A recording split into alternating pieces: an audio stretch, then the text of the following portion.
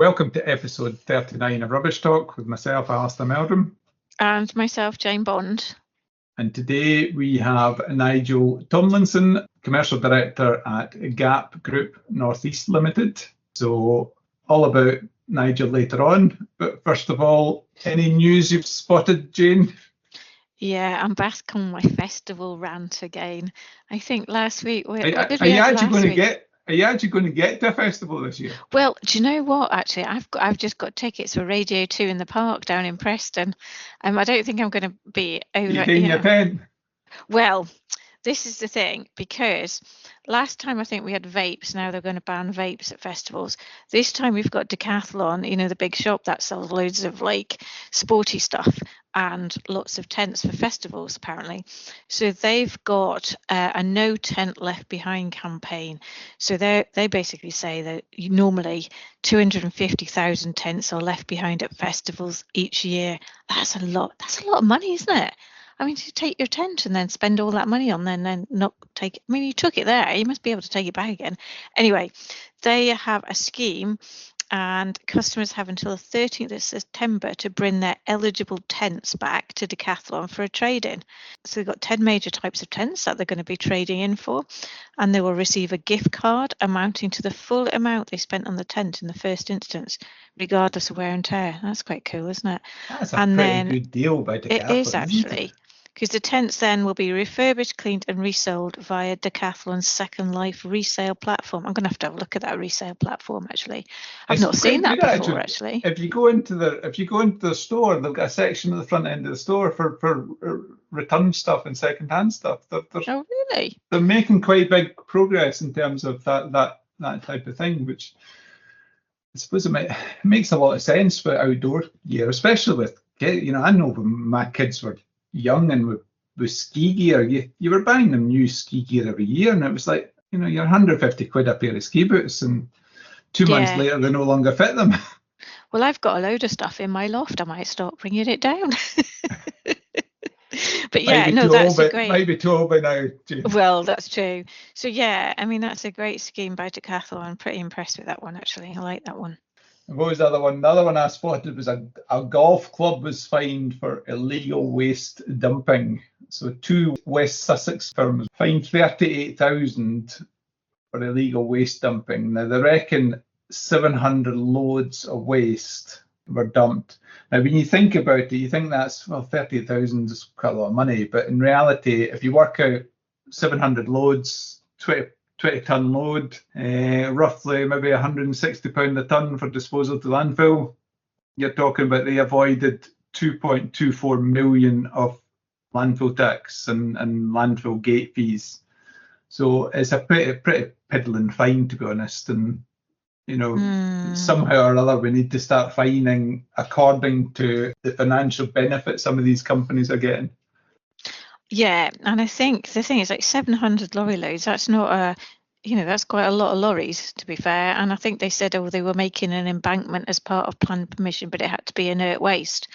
Whereas when the EA went there, it had loads of like glass and plastics and all sorts of other stuff in it. So, yeah. There's a few pretty big high-profile ones down south at the moment for some reason that seem to be allowed to be continuing. I'm not quite sure why. Yeah.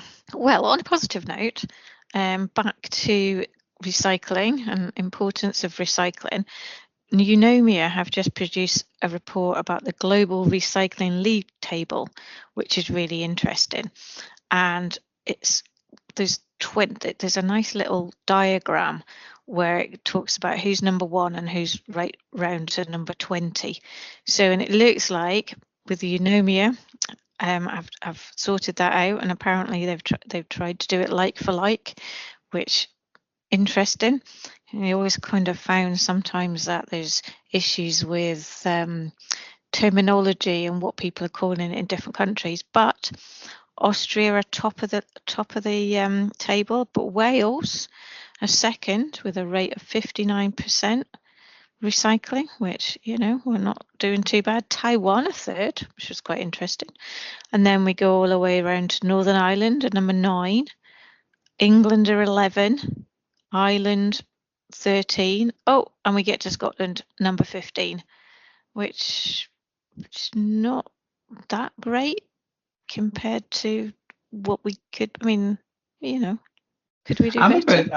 I'm a bit surprised that Yeah. England's ahead when England don't have waste food segregation for most of the household waste, and it is a municipal waste, isn't it? So it's not all waste as such. No, it's supposed to be municipal waste, and it's quite.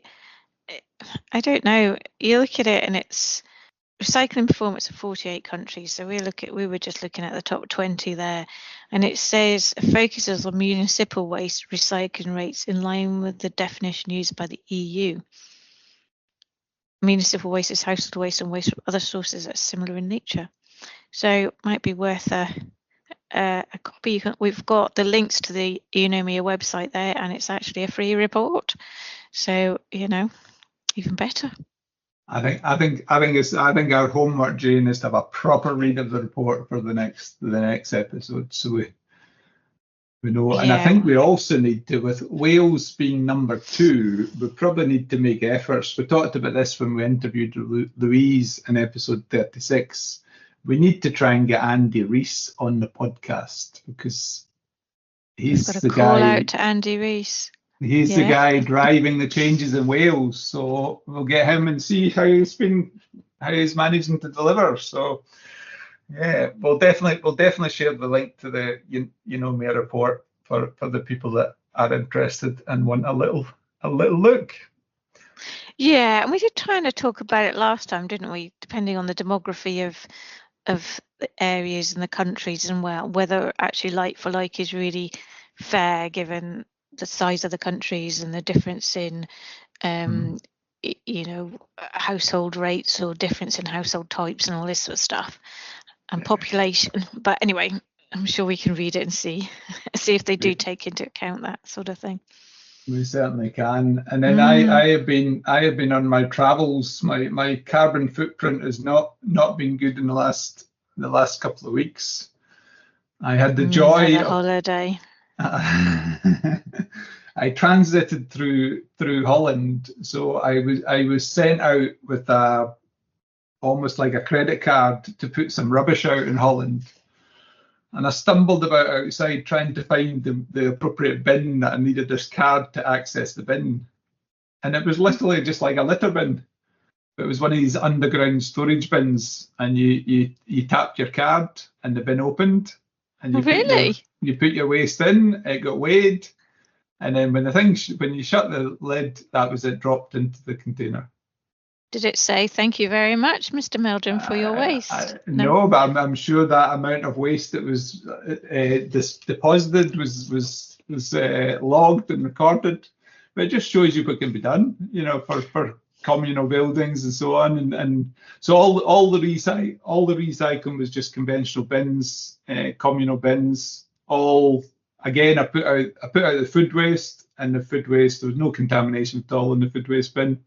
I put out some recycling, I think it was plastic I put out, and then I'll also put out the small quantity of residual waste. So yeah. Wow, how long were you there for all that waste? No, not that long. It was because I was sleeping on the floor in a house, so that they were departing with me for a week, so they were clearing out the house as we left. So and then I went to Morocco and was sweating around Morocco doing a 3-day race, which was absolutely lovely, apart from being really warm. But interestingly, driving to the airport of Fez, they had been clearly litter picking the road verges. So there was bags of litter. And then when we got to Fez, they'd be clearly been sweeping the streets. So George Niblock would be proud of street cleansing and litter picking in Morocco.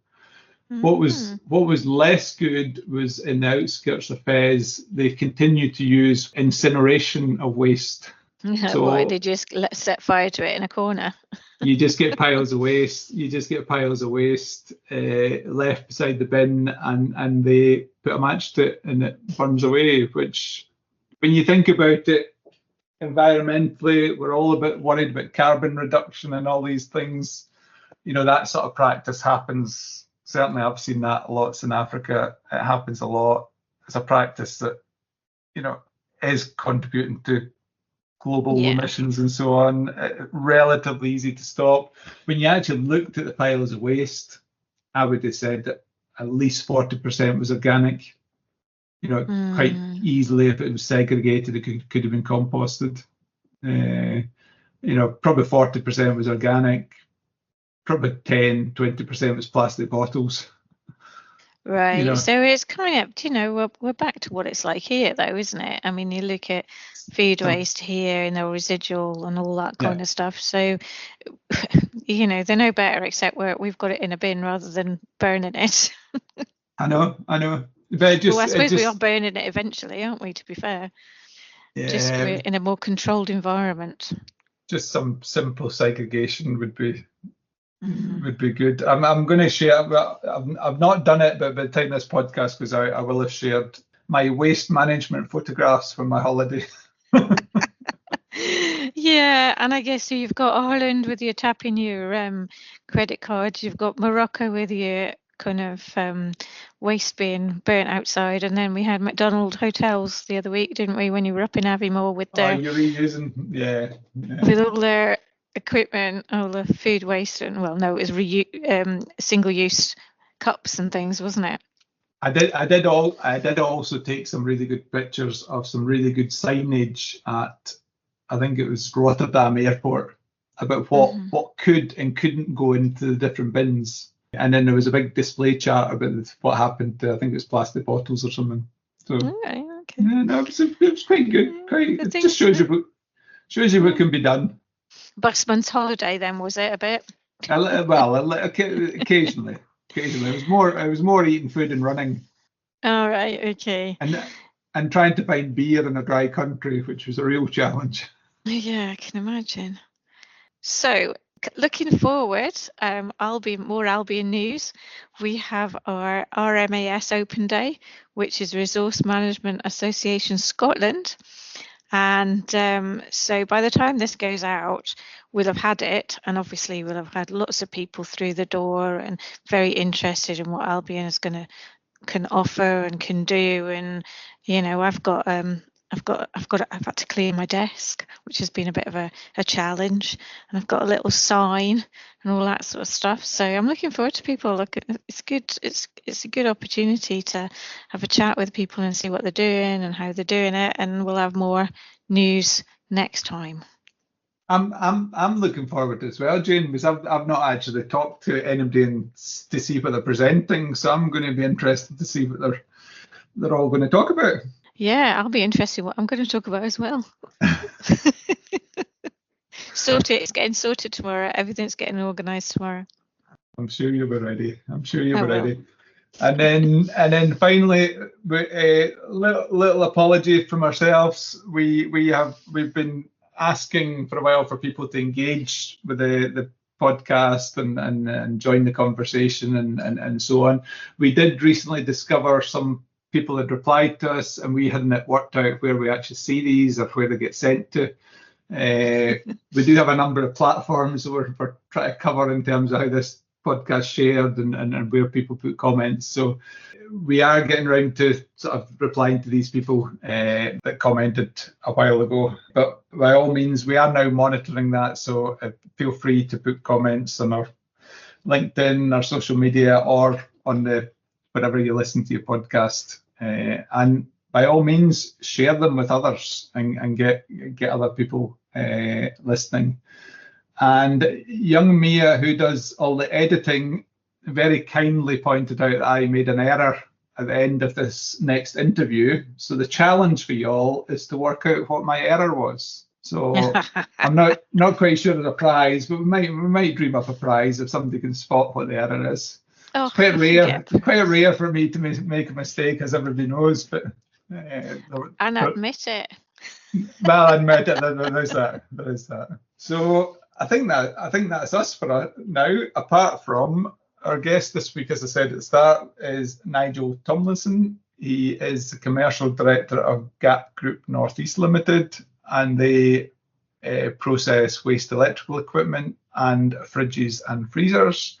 And they are very soon opening a new facility at Bin Eco Farm in Scotland.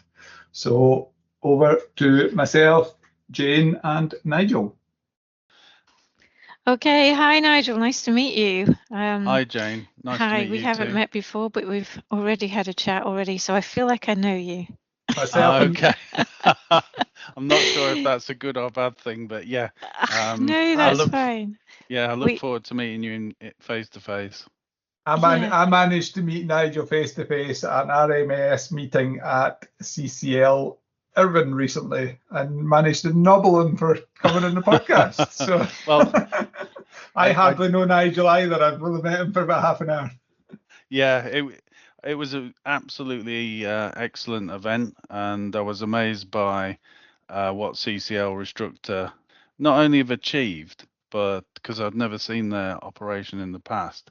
When I worked at Valpak, we used to do some work with them, but I was hugely impressed by Bruce and his team and how they think outside the box, how they do things slightly differently. And the RMAS event, I thought was, a real credit. Yeah, well, I didn't go, but I actually went to CCL today because we were doing a little bit of work for them, and I'd not been before, and ended up being taken around everything. Oh my goodness, how amazing! And you're looking, because we went to Restructure as well, and you look at the amount of televisions and things like that are being thrown away. That's just like, oh my goodness. Anyway, sorry, Nigel, it's all about you. We've gone off a total tangent here, because I managed to acquire some of their recycled glass from the TVs, and I now have it pride of place in my front garden, and it looks pretty smart, I must admit. It does look amazing. It's good how it changes colour, but when it's wet, it's really nice because it's really see-through, and then when it dries out, it goes like a stone sort of thing. So it's quite cool how it changes colour. So, well, he was showing me that the different Sony, I think, is it Sony tellies are a different colour from the other tellies. Samsung tellies, the Sony tellies are a bit pinkish, purplish, and the Samsung tellies are a bit kind of more greyish. Well, I think I've got the Samsung ones in, because mine's greyish. Yes, there's not very many pink ones. Right, anyway. Looking to see what I've got. But anyway, by the by. So, Nigel, can you, back to, rewind slightly, but can you tell us a bit about who you currently work for and a bit of background about the organisation that you work for, please?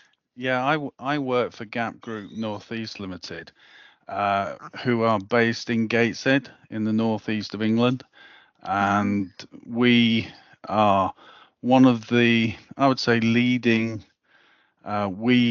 reprocessing AATFs in the country, or in the UK. Oh, you've failed already there, Nigel. You've used two acronyms without explaining them. I think AATF would probably be the first one, which is an approved authorized treatment facility. Yep. Do I get a mark for that one? Yeah, get a mark for that one. Another one was WE, but I think hopefully our listeners know what WE is. So it's waste electronic and electrical equipment. Yeah. So you're probably okay with that one. We'll let you off on that one. All right, I got one out of one then, which isn't bad.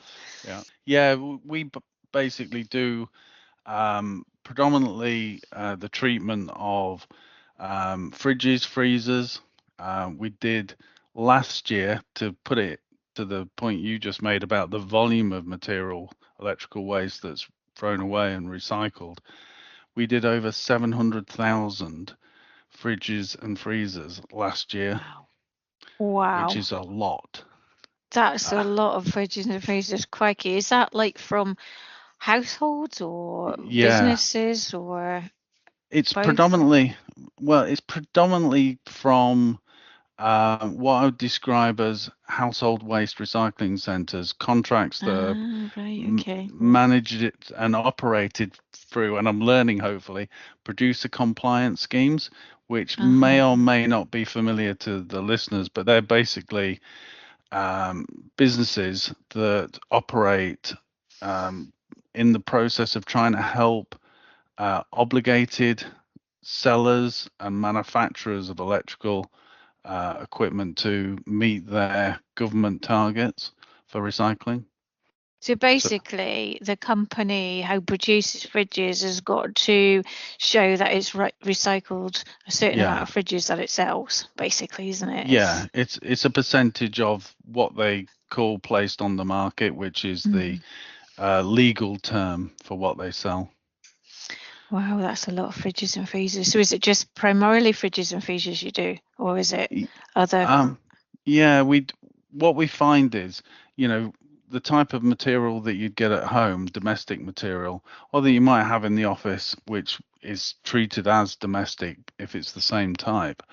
Then you've got, in addition to that, what you describe as commercial fridges and freezers. So things that you might find in restaurants, hotels, and that type of thing.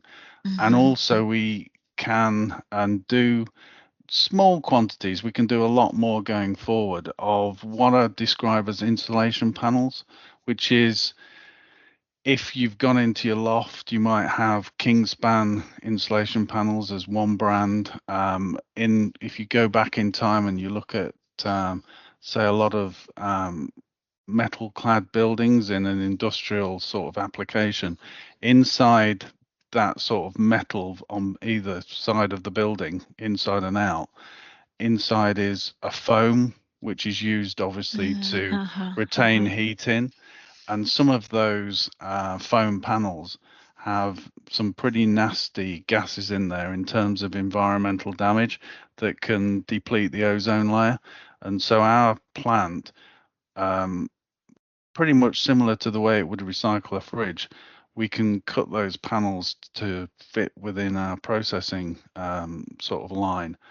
And then they get shredded, the gas gets broken down out of the foam, and that then gets collected and is treated in high temperature incineration to ensure that it doesn't damage the atmosphere. Wow, that's pretty impressive, actually. It's funny, isn't it? Because you put these things in your loft and you have them as insulation sitting there for so long, and then you take them out, and then it's a bit like having just sitting on your sofa for God knows how many years, and then you take them out of your house, and all of a sudden they've got all these dangerous chemicals in them, and you have to sort of treat them. Mind you, saying that, I've not got much insulation in my loft, so I probably need a bit more. So you degassing all the fridges as well, or how does? Yeah, basically our process is sort of from end to end. We work with these producer compliance schemes, collect material from the public access sites, bring that in either on our own vehicles or other people's vehicles, bring them into the plant, make sure there's no food inside there, no sort of hazardous or dangerous material. We then put them on a processing conveyor belt. That belt takes them to a point where we then take the oils and gases out of the cooling system with a special sort of like suction tool. We then remove what is called the compressor. Some people call it a motor compressor or a pot.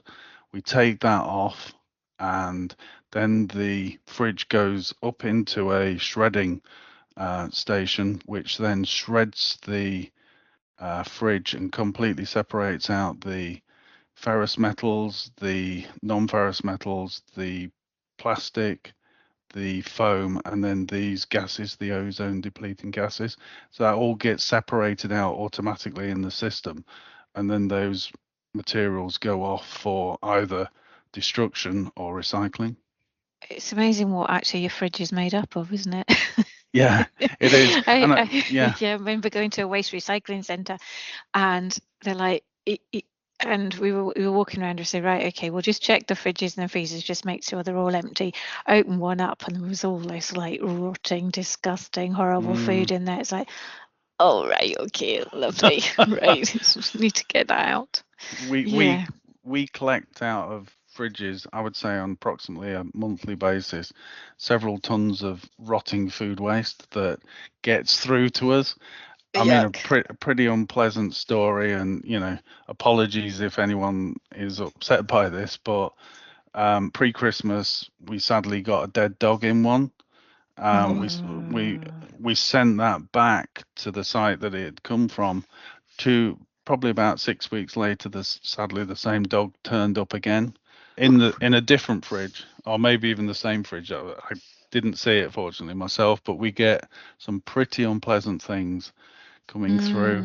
And obviously, with the risks of shredding and so on, we occasionally get things like gas bottles, which could Oh be dear. fatal, to the staff. If that went through the system, it would probably blow it up.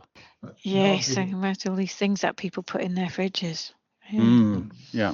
The other thing I was going to ask about the company was, I believe you're opening a facility in Scotland. Is that right? That's correct. Yeah, and it's something we're incredibly excited about and proud of. The facility is under the Scottish company name of Gap Alba, which I believe is the old name for Scotland, but that's my vague knowledge of Scottish history, I'm afraid. It's going to be based in Glenfarg in Perth and Kinross at the Okay. the Ben Eco Park. Yeah, which I would recommend, subject to them wanting you to visit it, if any of your listeners wanted to see a superb setup of how someone has looked at our industry and developed applications and opportunities to do things the right way. They should go up there and see them. We had John Ferguson from Bennock Eco Park on episode 37. So if anybody's interested, have a listen to that one, because John was really interested in what they're trying to do there. So yeah, that's good. Yeah. So what about yourself, Nigel? How did you end up in the waste management industry? Did you fall into it, or did you plan it? I most certainly didn't plan it. I fell into it. When I left university and I'd studied history, I had no knowledge or idea of what I would do in my career, and I ended up by chance through my sister, who worked for Humberside County Council, getting a job there. Studied in Kent, so it wasn't even an intention. I wasn't local, so to speak, from a Yorkshire point of view. I worked there for a few years, and then I worked for a company called ARCO, Health and Safety, Clothing and Equipment Suppliers, the national, probably the leading one in terms of the UK. I worked there for a period of time as a buyer, because I'd started at the council in supplies by chance. So from history to commercial was a bit of a jump, but the council were great. They sort of funded and supported myself and another colleague through the CIPS professional qualification, which we fortunately both managed to pass. And so when I joined ARCO, I was a fully fledged, in my mind, buyer, but I wasn't, and I never have been involved in stock management and logistics and that sort of thing as such. I worked there for a while. It's probably about 11 years. Really enjoyed it. Traveled the world, sourcing products from China, Sri Lanka, and various other places. It was great opportunity. I was definitely in my formative years, learning things sometimes the hard way. And then sort of the business evolved and changed, and I took the opportunity to take redundancy, which in hindsight in 2007 was a bit of a brave thing to do as a single parent. And somehow I landed in the waste industry. So I must have put my... Are you still trying to work out how, Nigel? Yeah, I'm still not quite sure, and I think it was... I must have put my CV somewhere, and some recruitment agent saw it and thought, this guy's a good fit for the compliance industry in the waste sector. And I joined a company called Valpak, who some of your listeners will be familiar with. An excellent company, again, one of these producer compliance schemes that I referred to earlier. And by chance, probably, roughly about one or two in terms of GAP's sort of customer base, one of our biggest customers. We work with a lot of the producer compliance schemes, Valpak, Repic, ERP, Recycling Lives, and so on. And Valpak were the biggest scheme in packaging. They focused, and they've been involved in packaging from its inception, and were heavily sort of focused on that. But I never really warmed to packaging. It always seemed a little bit, I don't know whether it was too complex or too not hands-on enough, really, which the we industry is. And so I tended to sort of focus on the we side, and ended up meeting a guy when we were going after a contract, the NEPO contract in the northeast of England, for their household waste electrical sort of material. And that guy was Peter Moody, who actually is the CEO and sort of founder of Gap Group. And so Peter and I, over a long period of time, sort of worked to sort of deliver value to Valpak and sort of grow our we business, which was great, and helped Peter to grow his sort of waste and recycling business. And then you jumped ship from Valpak to Gap. Well, yeah, he'd offered me a job a few times in the past, and I'd said no. The compliance world is a really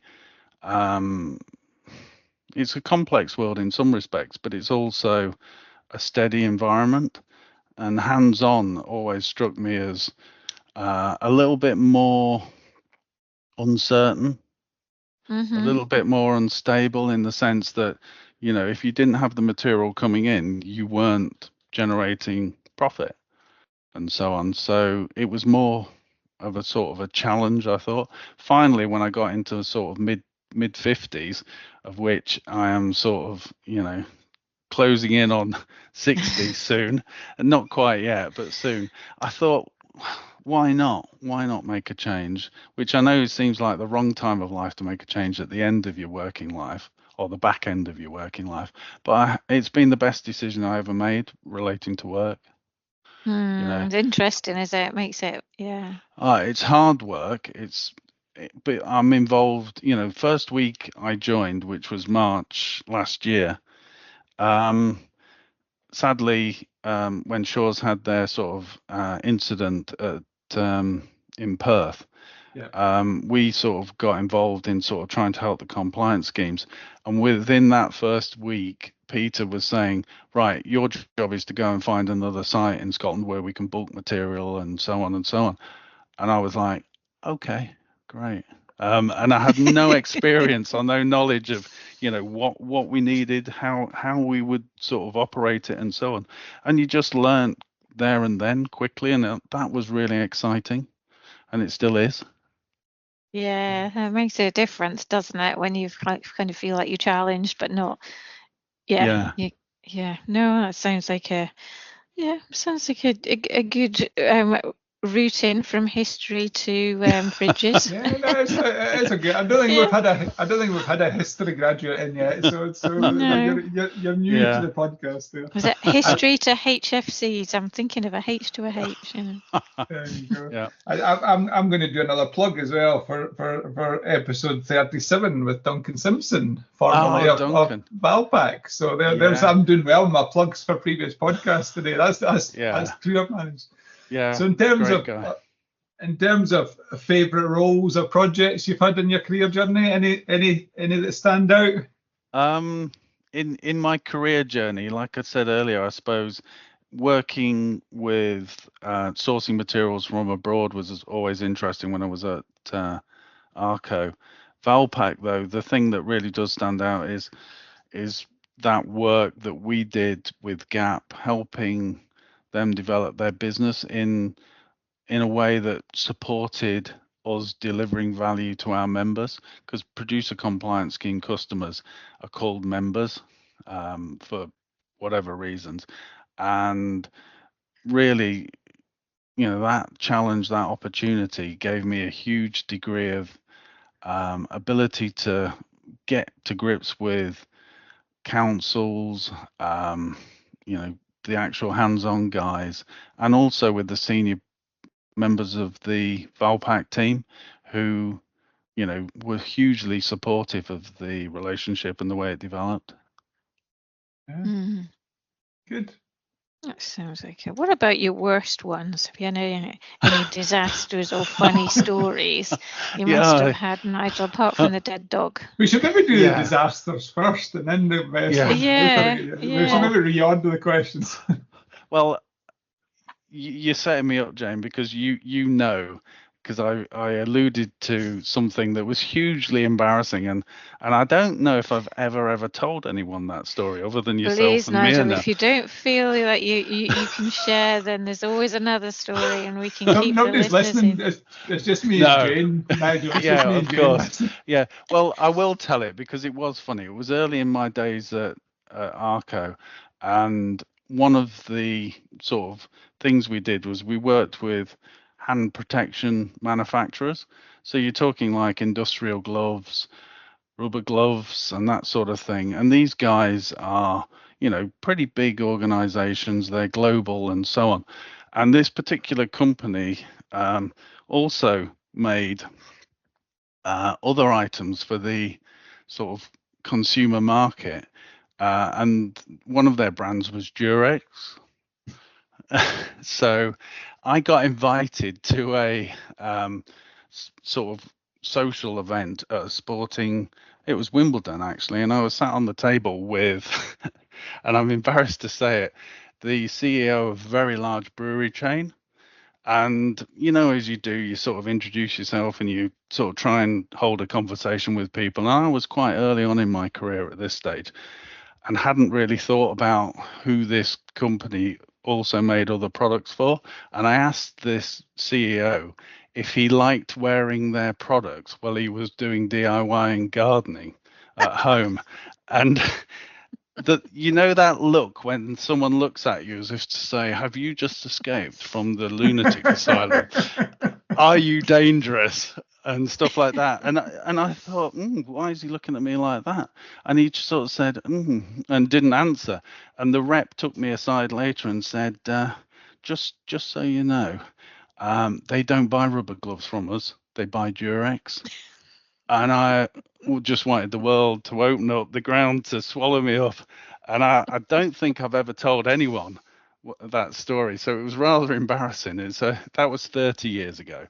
I've tended to have avoided sort of really, really embarrassing things. I sort of remember going on to a site and sort of trying to pretend I knew what I was on about very early on in my Valpak days, brand new suit on and so on. And I leant up against this container and came away with a great big stripe of blue paint that unfortunately it had just been painted. But there are other stories I could probably dredge up, involving lack of planning, lack of organization, finding yourself, in an embarrassing position, but I probably won't bore you with those. The thing is, Nigel, you just learn by your mistakes, don't you? There's some questions you don't ask. Well, I thought it was an innocent question. I thought it was, because I thought this guy will be using these wonderful mechanical handling gloves and whatever for doing his garden, when obviously he didn't know they made gloves. Anyway, moving on to those little slot machines in the toilets. Moving on. Yeah, maybe. I do like that one. Nigel. So, thinking about your role in the sector, do you think it's changed your opinions, habits outside the workplace? Do you feel you need to champion the recycling bit or the environmental bit with the public, or when you're out for dinner with your pals? Yeah, sometimes. And I think my experiences in waste, I probably naively and probably selfishly didn't think too much about the environment, didn't think too much about my impact on it, or what we were doing as a family and so on. I think we've made some changes to what we do. I don't like to preach to people, particularly because I don't think that makes much difference if you do, other than sort of switch people off. The biggest thing recently that's sort of a bit of a hobby horse for me is vapes, disposable vapes, and the blight that they are on not only the environment, but potentially people's health, and the sort of use by the youth or non-smokers to actually get them into nicotine use, and the lack of consideration or planning around that. Yeah, we've had lots of discussions on that, haven't we, Alistair? It was interesting when I went to CCL this morning, and they were actually deconstructing the vapes. The dismantling, they sit there and dismantle. Yeah, and the amount of stuff that's in there. They take out the plastic thing, and then there's another bit with a little battery and stuff, and then something else, and you're like, crikey. But did you see the post? Anna Claus, one of our subcontractors we use down south, she posted up a post on LinkedIn this morning. I've not had a proper chance to read through it, but she went and got the hazard data sheet for the nicotine that's in there. And it's you wouldn't have put it anywhere near your body if you read it. Yeah, it's like hazardous beyond belief, and you think, how on earth have we got to a position where, it's not just the environmental bit, it's the health implications of these things are just horrific. And I know that we've said we're going to ban them, but I can't see that ban happening soon. I don't think it's going to happen soon enough. I think one of the problems as well is it's like any product that comes in from abroad that develops, especially if it's got a potential for counterfeiting and various other sort of criminal activities, there's always a risk that the grey or black market develops. And in this case, we've done quite a bit of work at GAP with local authorities, trading standards, the couple of the associations, the retailer associations linked to it as well, but also the Office for Product Safety and I think it's Safety and Standards, who it's their job to go out and actually go into retailers' facilities and remove non-compliant material.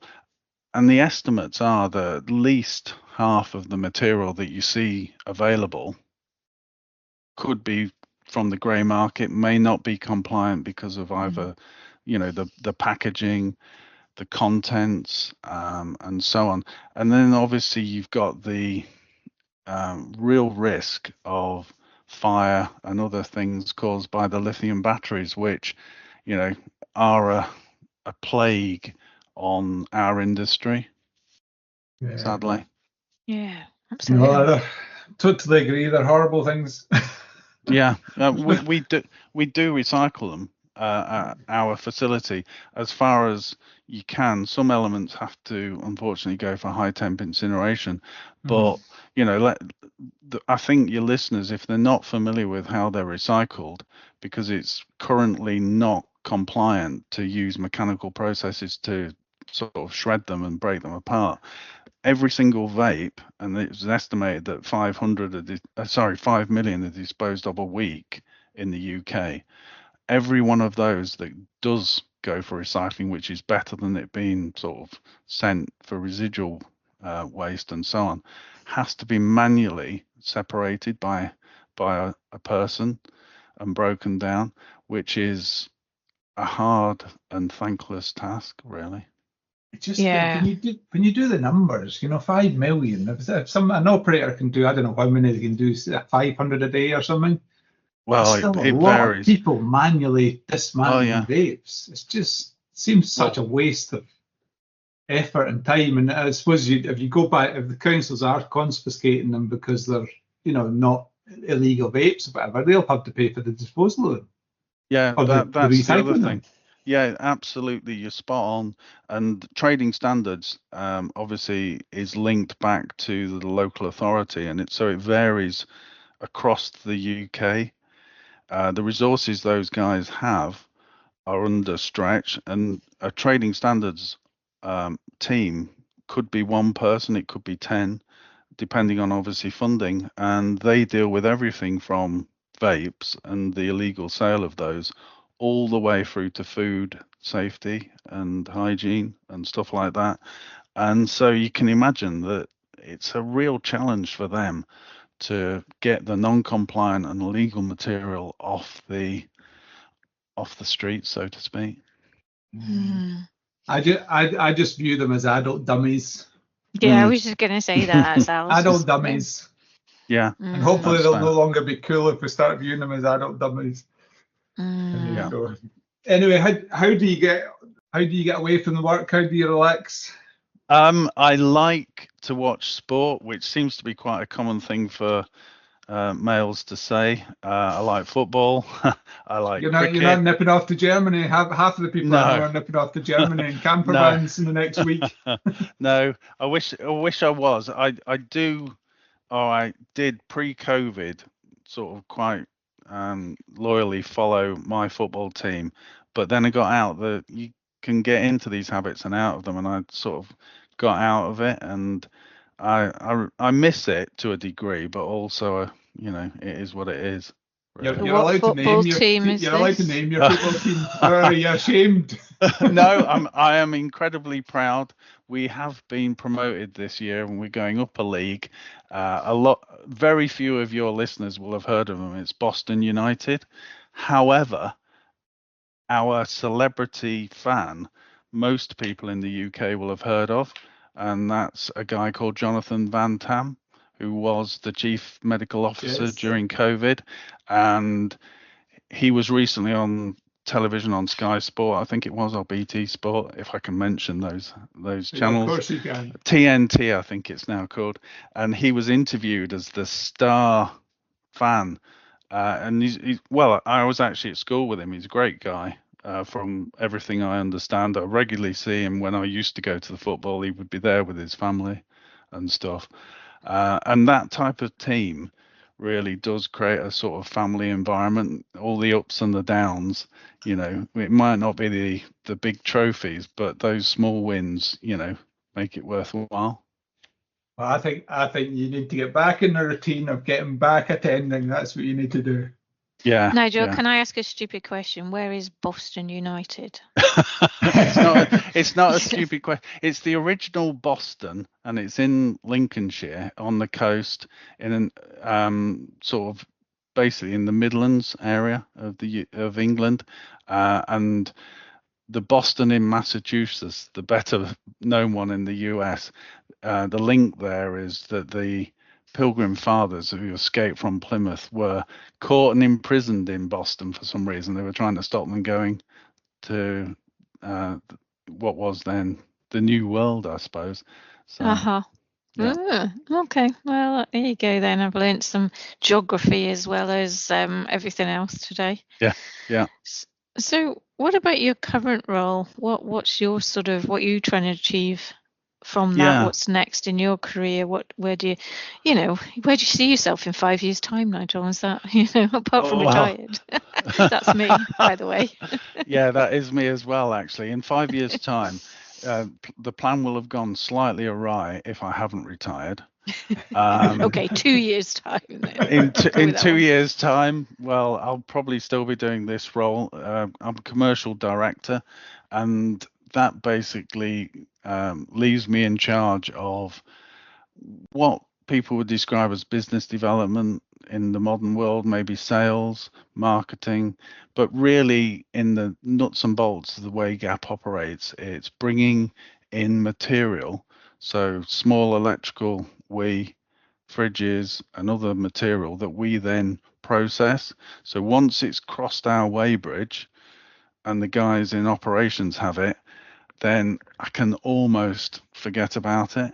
But we occasionally get sort of odd bits of contamination or issues and so on. But yeah, really I'm about generating what we call material, feedstock. Mm-hmm. Yeah. So, material rather than waste. Yeah, material. Resources. Yeah, exactly. Yeah, exactly. Which is what we view ourselves as, a resource company. And to be fair, we're getting so much closer to it with our new polymers plant. We're actually producing products in addition to the metals and so on, we're actually producing polymers that can go straight back into manufacturing. So what the polymers though? What polymers are you looking at?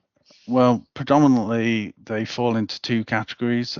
PS, or polystyrene, and ABS tends to fall together, and then polyethylene and PP, polypropylene. Polypropylene, Yeah, and our plant is such that it can take out what's broadly described as heavy plastics, which tends to include the dreaded POPs, or persistent organic pollutants, which is a plastic that's been treated with mainly fire retardants. Allegedly, manufacturers around the world don't use them anymore, but we're seeing plenty of evidence that things like vapes still are having them in, because if you aren't recycling that material correctly and segregating it and then having it destroyed, there's a risk that some, shall we say, operations or companies could sell that material on and it just get back into the supply chain again. So you're making you with your polymers, are you then getting them into single type material and then making it into that type of polymer to go back in the market? Is that what you're doing? Well, we've got the two PS, ABS, and PP, PE, and we sell those as separate, as combined fractions. So we sell out two fractions.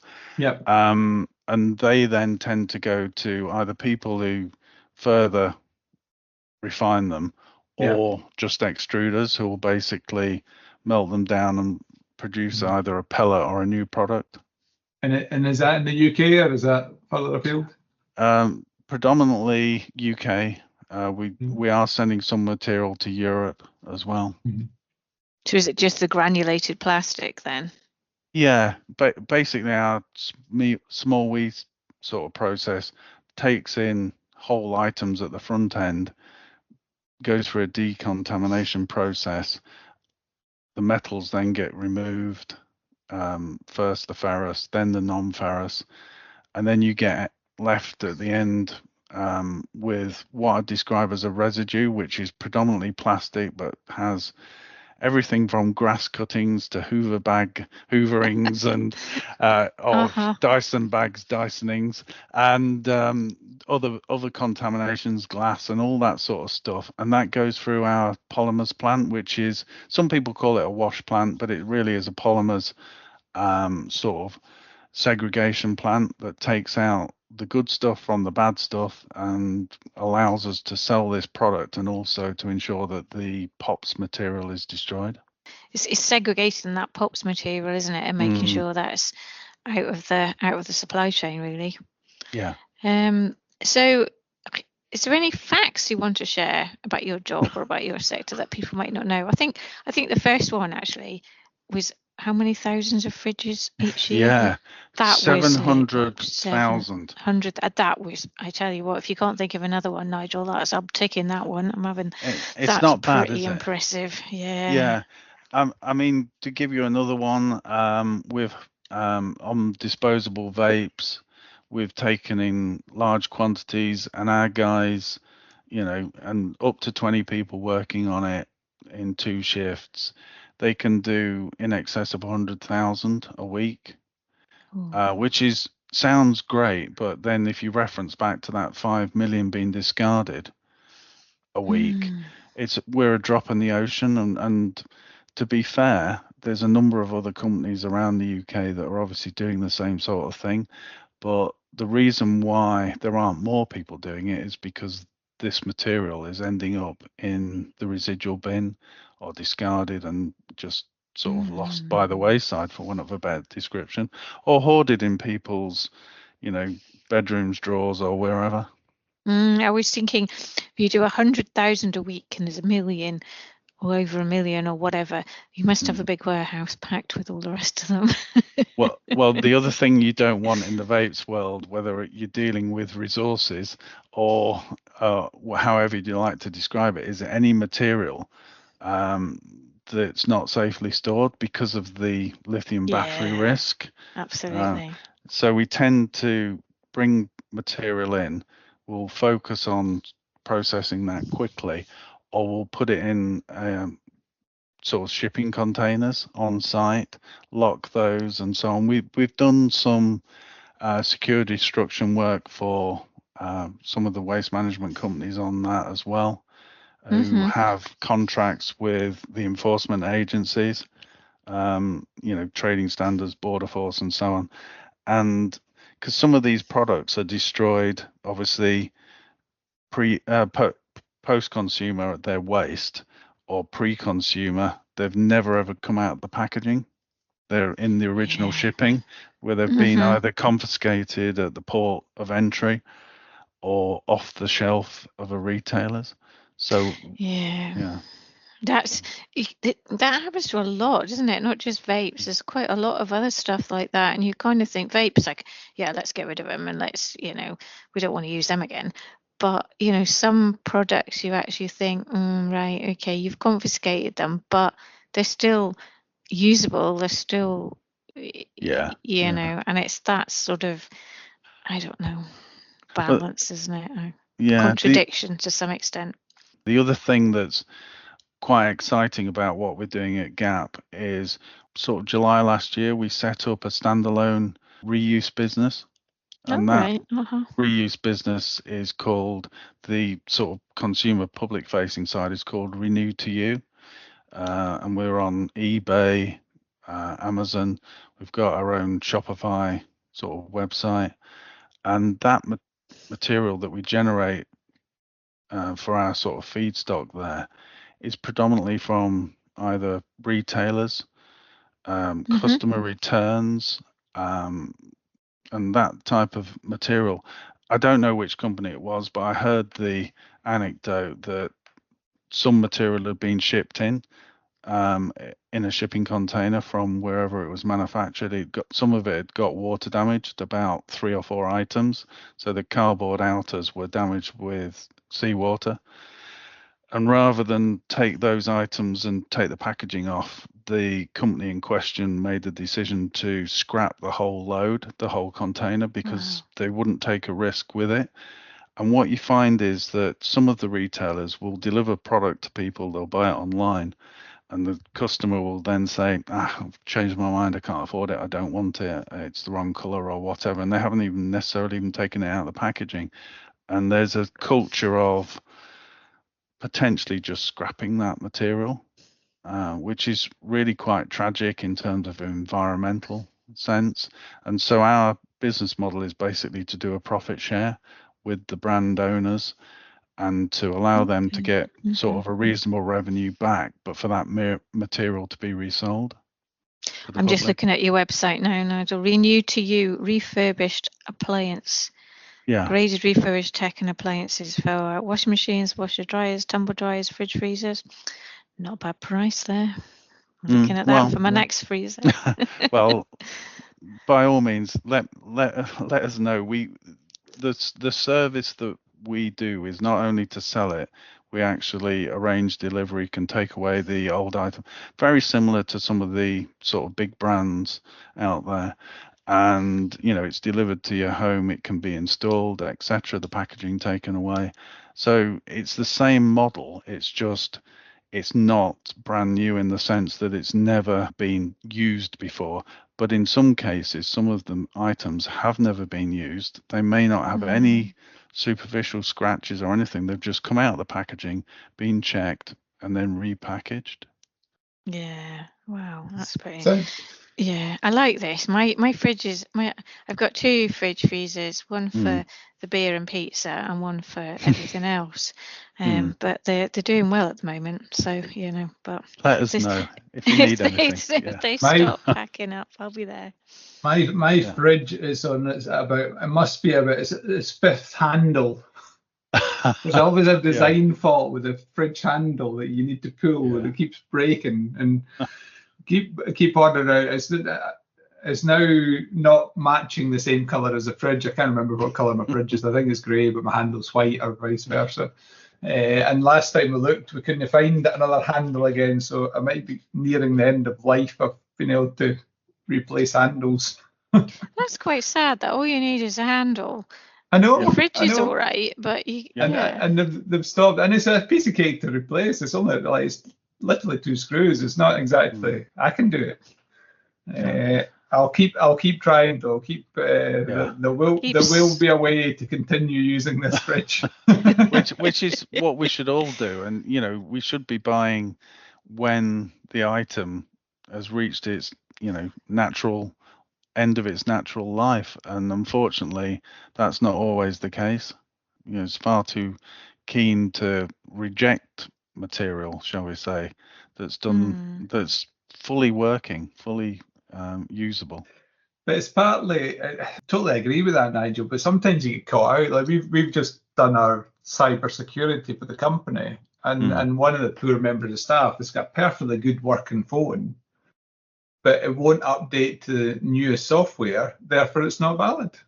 And to put our email system on their phone, we can't do it because there's a security risk, and it's it's things like that. We need to get better at it, but Yeah. it is really challenging. Anyway, moving on. We always ask our guests for a favourite piece of slang or dialect. Well, having spent most of my sort of adult life in Yorkshire, and East Yorkshire at that, it's probably fair, and I haven't ripped these off. I think there's a comedian called Jane Beaumont who's part of the Richardsons double act, for want of a better word, married to was married to John Richardson, and she comes from Hull, and she talks about the particular dialect or slang sort of terms like 5 and 9 is the way they say 5 and 9, and a joke in our family is pony. Do you know? And that's a small horse, a pony. All right. Yeah, and a pony. Yeah, and when I'd started at the council, I'd been there about a couple of months, and my boss, and we all sat in sort of a sort of circle of desks and so on, and his phone rang and he wasn't there, and I picked it up, remotely, and it was his wife, and she said, "Oh, is Richard there?" And I said, "No, he's not here." "Oh, can you tell him he's had a fern curl?" I said, "Oh, okay, thanks, bye." And I turned to the guy that sat next to me, who was Hull born and bred, and I said, "That was Richard's wife." She said he's had a fern curl, and he wet himself laughing. And I said, "Well, what's funny?" And he said, "It's a phone call."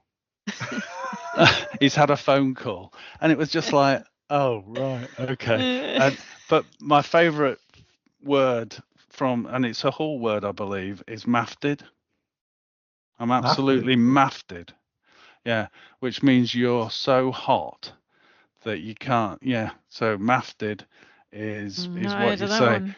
Yeah, You'll exactly. You'll not have been that the last couple of weeks in the UK anyway, are you? No. If you were in Turkey last week, you might have been, but not here. No. So yeah, you absolutely mafted is what you say from Right, Hull when you're very hot. Thank you for these. And the next thing we're going to do is we're going to give you a magic wand to deal with one issue in the waste sector you would like to deal with. Yeah, okay. I'm going to revert back to something that I've mentioned earlier. I think it's not so much waste sector but resources sector, for someone to design the equivalent of the lithium rechargeable battery, but it to be 100% safe, so that the whole world would not lose out in terms of rechargeable batteries, reusable power, and so on, but our industry in particular would be less affected by fires and risk to health and facilities. Good one. Yeah. I think we'll all be looking forward to that one, actually. Yeah. So yes. And finally, what advice would you give to anybody coming into the industry or the younger generation, to sort of coming into the sector? I mean, I quite like the fact that from history to fridges, but you know, but Yeah. there's so many things going on in our industry, and Yeah. I suppose it's how do we encourage younger people? How do we encourage people to think Yeah. of it as a sexy industry? I think we should get one of these calendars. Actually, no, that would be no. Sorry, I could get shot for that, couldn't I? You take to court you or could. something. Yeah, I can. Yeah. My colleagues, I can just that will not disappear from my thought very quickly, sadly.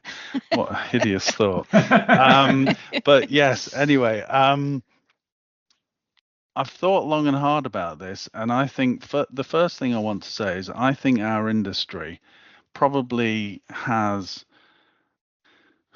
a huge amount to offer young people. I think we as an industry probably think we're a bit in the dark ages in terms of, it's a bit of a male dominated, you know, dirty industry and so on. And bits of it are, there's no kidding that some bits, need to improve and so on. But other industries, even white collar industries, they might sort of nod to sort of doing the right things, but I don't think we're necessarily as bad as we sort of think we are. What I would say to a young person, the first thing would be, no matter what you're doing in our industry, think health and safety first. Because ultimately we have a bad reputation, which is getting better in that sphere. I would also say, challenge things, the status quo. I think our industry is very much an area where people are challenging the way we do things, the way we do the best for the environment. We're creating huge amounts of opportunities, I think, for young people. I mean, there's one guy that works with me. He started on our weighbridge as an apprentice, and he's now a commercial projects manager. And really, where he takes his career is really up to him of how he drives himself and so on, and the opportunities and support that we give him. And, I think there's huge opportunities in our industry. I'm proud to work in it. And I just think, if we sort of push standards all the time, and young people should help us to do that, to help us look in new ways and to push the old status quo attitudes out the way. Yeah, I think that's very true, isn't it? Because often you'll find, oh, we've always done it this way. Yeah, but that doesn't mean to say it's right. No. Or exactly. there could be a better way of doing it, does it? I think you're right. Somebody coming in with different viewpoints or looking at it in a different way is really quite challenging, quite important. Yeah, and I think there's some really, really forward-thinking organisations, as like Valpaca referred to earlier on. They think and develop their staff as we do. A lot of the big waste management companies who, are the nationals, some of those have got a very positive attitude to recruitment, to development, and so on. I don't think we're by far the worst sector to work for. I think we've got a huge amount to offer, and I don't think we should kid ourselves that other sectors are better than we are in some respects. No, I agree with that as well. I think we've had a tendency to think that, though, haven't we? Over the years, I think we sort of always think with a poor relation. Yeah, and I don't think we should do. We just because we deal with waste, and that's seen as like the bad stuff. That isn't the case. A lot, we're growing and improving in terms of developing people, in terms of offering people careers and so on, with progression. And obviously work in our industry and move in and out and so on and go into other sectors and add value. Yeah, especially if you head off abroad every so often for, visit trips and, buying trips. Is that your dream job, Jane? Is that what you're hinting for here? Yeah, my dream job is to, just head off into the sunshine and go, I can deal with your waste, no problem. No, I think I'd agree with that, Nigel. I think we've managed to. This episode will be episode 40, and I think we've had 40 really interesting, different career journeys out of the 40 episodes. So, it just highlights the diversity of careers and the opportunities and the strange directions people have come into the sector and never left the sector because they enjoy it so much. So I think that's the other thing that I would say is that I've never thought, oh God, this isn't for me. It's been a challenge, but it's always been interesting. And it's not like I've been, shall we say, taken in by some sort of moral crusade or environmental crusade, but it is. You should have, when you work in our industry, at least a small element of a feel good that we are doing good stuff. The right thing. Yeah. No, it's Cool. Well, I think that's a good place to finish, I think, Nigel. Okay. I've enjoyed it. Thank you. Thank you very much for your time, being so generous for your time. Yeah, thank pleasure. you. Yeah, thank you very much. Thanks. And I look forward to hearing it. Yeah. In the heart of air where the echoes ring, there's a place that fights the chaos out beyond it sings.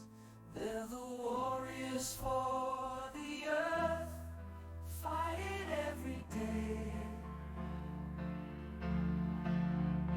An environmental consultancy leading the way. They train the fighters, they sharpen the blades, battling the waste that pollutes and degrades. With knowledge as their weapon, they educate and train. I'll be on environmental, breaking the chain. From the mountains to the seas, they spread the call, aiming for a future where the world will not fall. With sustainability as their creed, they march on. I'll be on environment.